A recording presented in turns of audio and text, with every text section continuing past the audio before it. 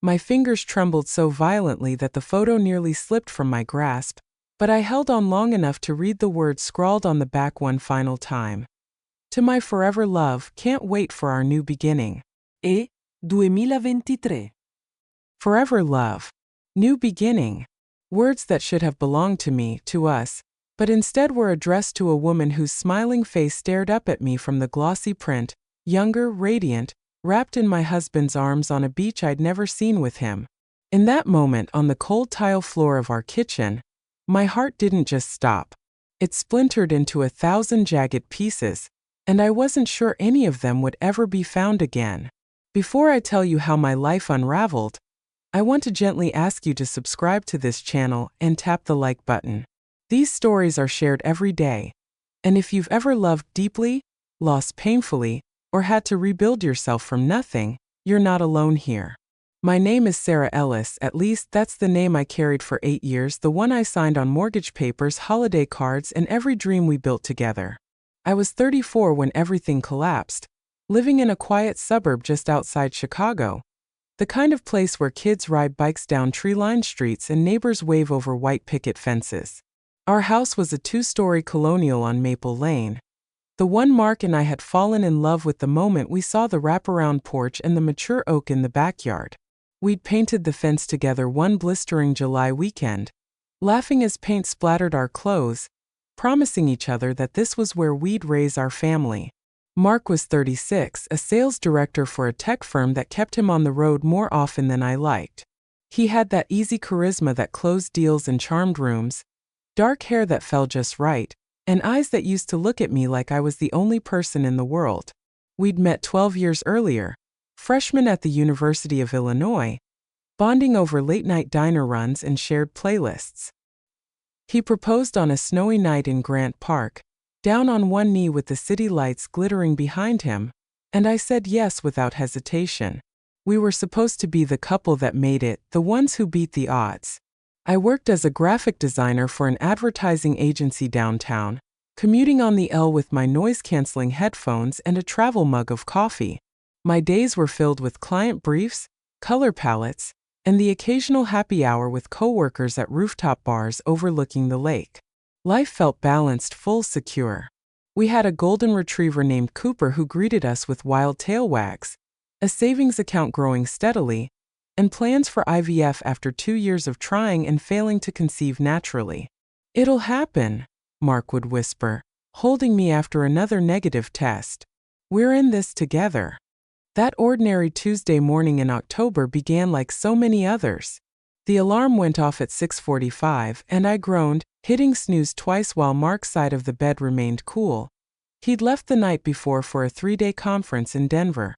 I padded downstairs in my oversized sweatshirt and fuzzy socks, started the Keurig, and noticed his wallet on the kitchen island. He'd forgotten it again. I smiled to myself, already composing a teasing text in my head. "Miss me so much you left your wallet behind?" But when I picked it up to check for his ID, thinking maybe I'd drop it at his office on my way in, something felt off. It was heavier, bulkier. I flipped it open out of habit, riffling through the cards, and that's when I saw it. A corner of glossy paper tucked into the hidden compartment behind the cash slot, the one he always said was for emergency cash. My heart gave a strange lurch even before I pulled it free. The photo was of them, Mark and a woman I didn't recognize. She was maybe 26, with sun-bleached blonde hair and a laugh that lit up her whole face. They stood on a beach at sunset, his arm tight around her waist, her head resting on his shoulder. It was intimate in a way that made my stomach twist. This wasn't a colleague photo or a group shot. This was personal. I turned it over with shaking hands, and the words hit me like a physical blow. "To my forever love, can't wait for our new beginning." OE 2023. 2023. Last year. The year we'd celebrated our 7th anniversary with a weekend in Galena, renewing vows in a little chapel because we're just getting started. The year we'd started fertility treatments. My vision blurred with tears as I sank to the floor, Cooper whining and nudging my arm. How long had this been going on? Who was he? Emily? Emma? Evelyn? My mind raced through every late night he'd claimed was work, every trip that had stretched an extra day, every time he'd showered immediately after coming home smelling faintly of a perfume that wasn't mine. I don't know how long I sat there, but eventually I pulled myself up, shoved the photo back into the wallet exactly as I'd found it, and went through the motions of getting ready for work. Makeup to hide the redness around my eyes, a smile plastered on for the mirror. On the train, I stared out at the gray skyline, the city I loved suddenly feeling foreign, hostile. At the office, I could barely focus. My boss, Karen, noticed. "Sarah, you okay? You look like you've seen a ghost." I mumbled something about a migraine and buried myself in revisions for a cereal campaign. Bright, happy families eating breakfast together. The irony burned. By lunchtime, I couldn't take it anymore. I called my best friend Lisa from the rooftop deck, the wind whipping my hair as I whispered, "I think Mark's having an affair." Lisa's voice went sharp. "What?" "No. Mark. Tell me everything." I told her about the photo, the inscription, the date. She was quiet for a long beat, then, "Oh, honey, come over tonight. We'll figure this out." That evening, in her cozy apartment in Wrigleyville, we dissected every detail over pizza and a bottle of Cabernet. Lisa paced like a caged tiger. "You need more than a photo.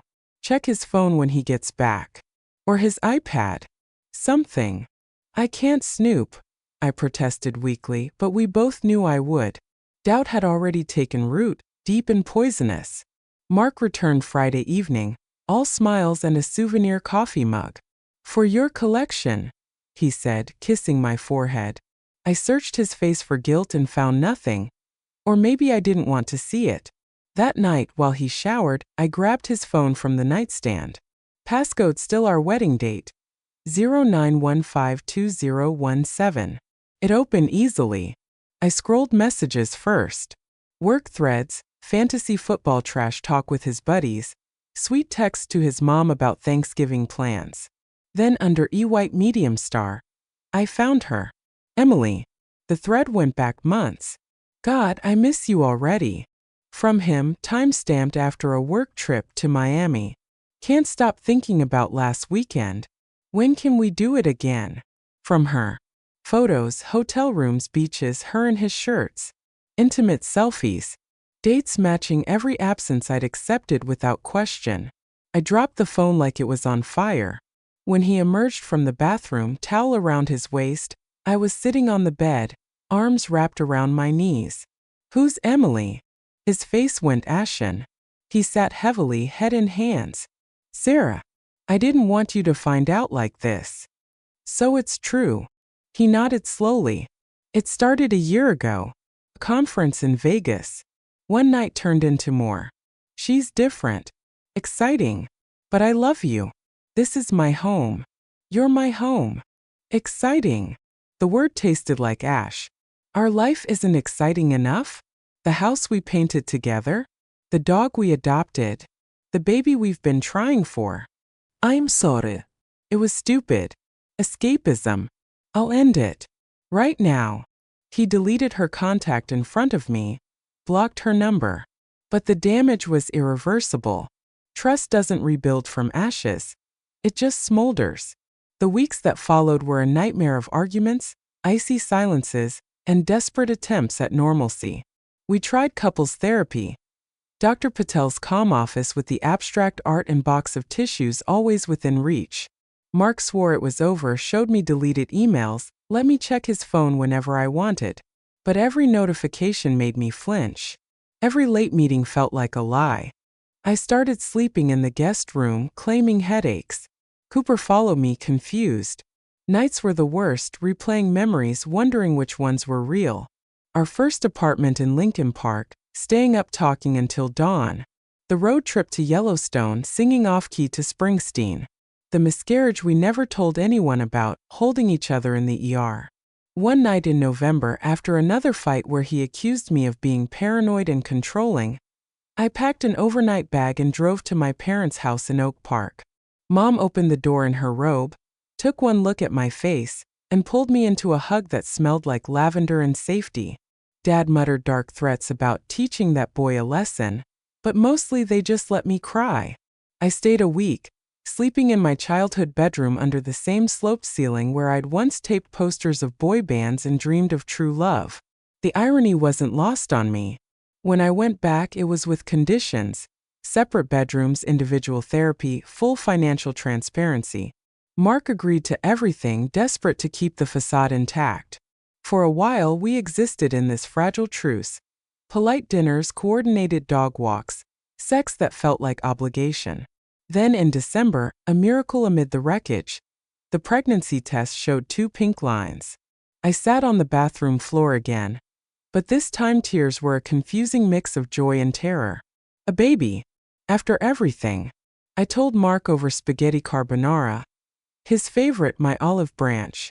His eyes filled instantly. A baby? Sarah, this is it. Our fresh start. I'll be better. We'll be better. For a fleeting moment, hope flickered. We decorated the nursery together, soft gray walls and a woodland theme. He came to every appointment, held my hand during ultrasounds, teared up hearing the heartbeat. "It's a boy," the tech said, and we both cried. But doubt never fully left. I'd catch him staring into space, or notice a new password on his laptop. One night, when he thought I was asleep, I checked his deleted emails and found forwarded hotel confirmations from Emily. Recent ones. The second confrontation was quieter but deadlier. "You never stopped." He didn't deny it this time. "It's hard to let go. She's uncomplicated. No pressure, no history." No history. I laughed, bitter and broken. We have 10 years.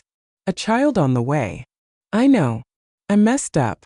Therapy's helping, but that was the moment I knew.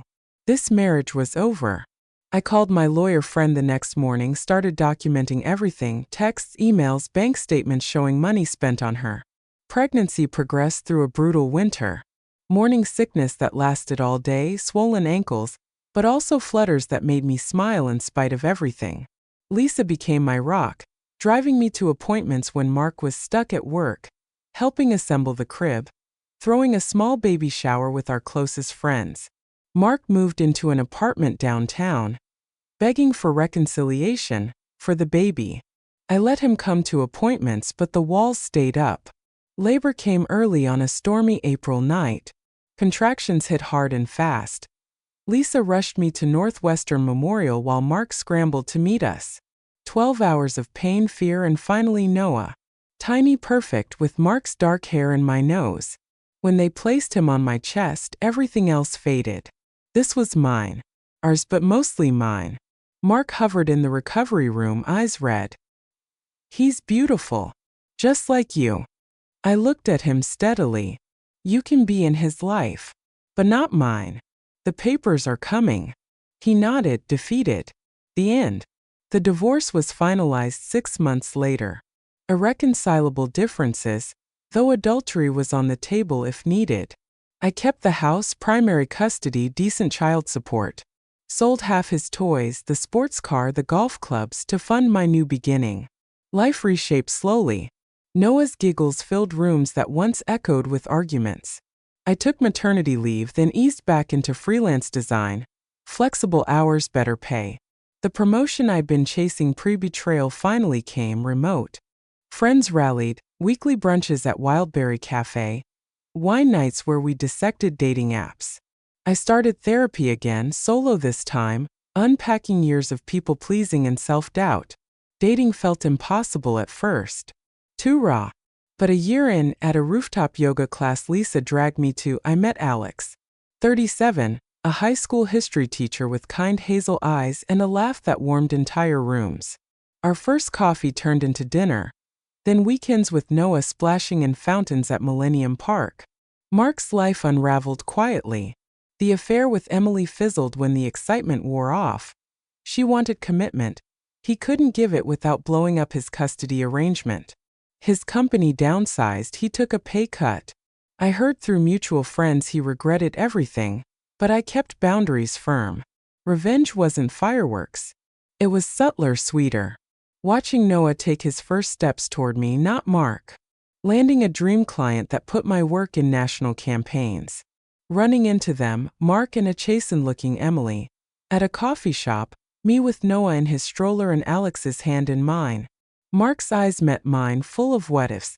I smiled politely and walked on. 2 years post-discovery, Noah's 3rd birthday party in the backyard, balloons. Cake smashed on chubby cheeks, laughter. Alex grilled burgers, my parents beamed. Mark attended for an hour, polite distance observed. As Noah blew out candles, I caught Mark watching us, really watching, and saw regret etched deep. Later, on the porch swing with Alex, Noah asleep inside, I whispered, "I'm happy." He kissed my temple. "You deserve it. All of it." The photo that stopped my heart? I burned it one night in the fire pit, watching flames consume the lies. Ashes scattered on the wind over Lake Michigan. Betrayal nearly destroyed me, but it also refined me. From the wreckage rose a stronger, fiercer version. One who knows her worth, protects her peace, and loves without losing herself. If you're walking through your own fire, know this. The heart learns to beat again. Louder. Braver. Unapologetically.